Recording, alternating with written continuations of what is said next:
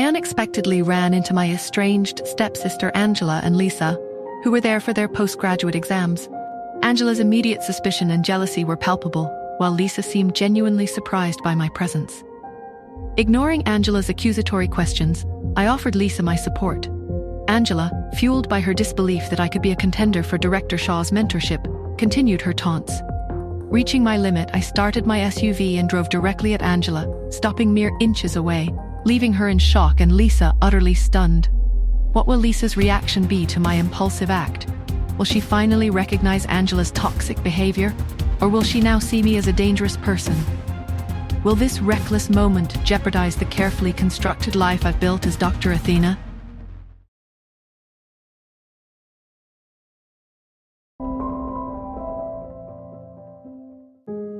I slammed on the brakes, the car screeching to a halt barely an inch from her.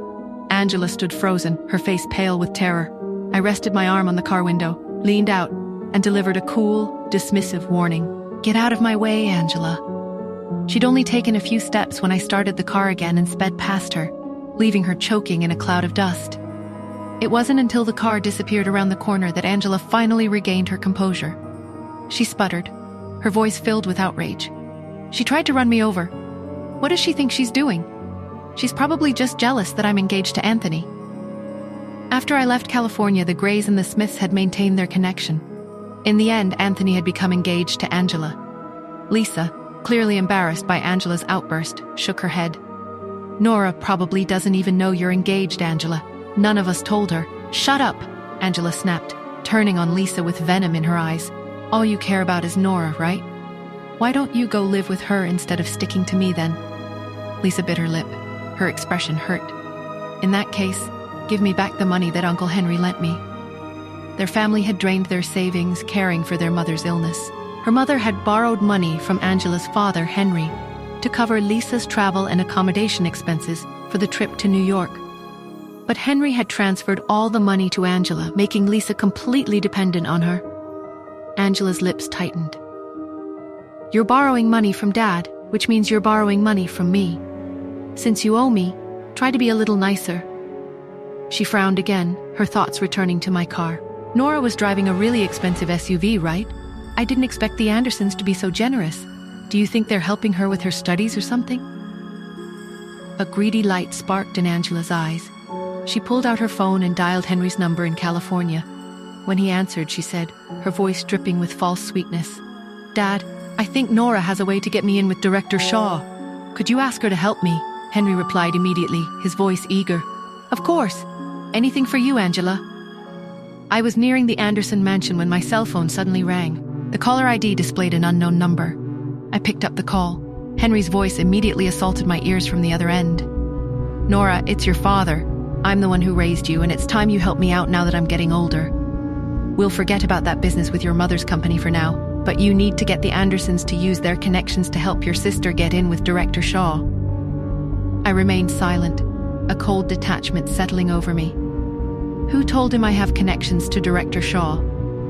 I was about to hang up when my stepmother's voice chimed in, equally demanding. Wendy pleaded, "Nora, I know you don't want to come back home because you're living in luxury with the Andersons, and you don't want to give us your mother's company, but we're still family, Nora. Blood is thicker than water, right? Angela is your sister. Help her out. If she becomes a good surgeon and makes money in the future, we won't have to bother you. Think about that." I couldn't help but smile, a bitter amusement twisting my lips. "Blood is thicker than water?" I repeated, my voice laced with irony. "Yes, that's right," Wendy confirmed, her tone insistent. "You and your younger sister have the same father, so you share the same blood. Don't forget where you came from." I raised an eyebrow, my voice deceptively calm. "I see. Huh? What do you mean by that?" "Nora, you..." Before Wendy could finish, I ended the call. I immediately dialed Lisa's number. "Where are you?"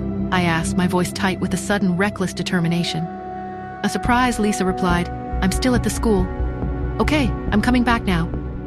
I spun the car around at the next intersection, the engine roaring with a newfound purpose, and sped back towards the school. 10 minutes later, the SUV screeched to a halt in front of the office building. I hopped out of the car with a fluid, almost predatory grace, and walked straight towards Angela and Lisa. Angela, still basking in her self-importance, greeted me with a smug smile. "Ha! Dad called you, right? Nora, I'll tell you this." But she never finished her sentence.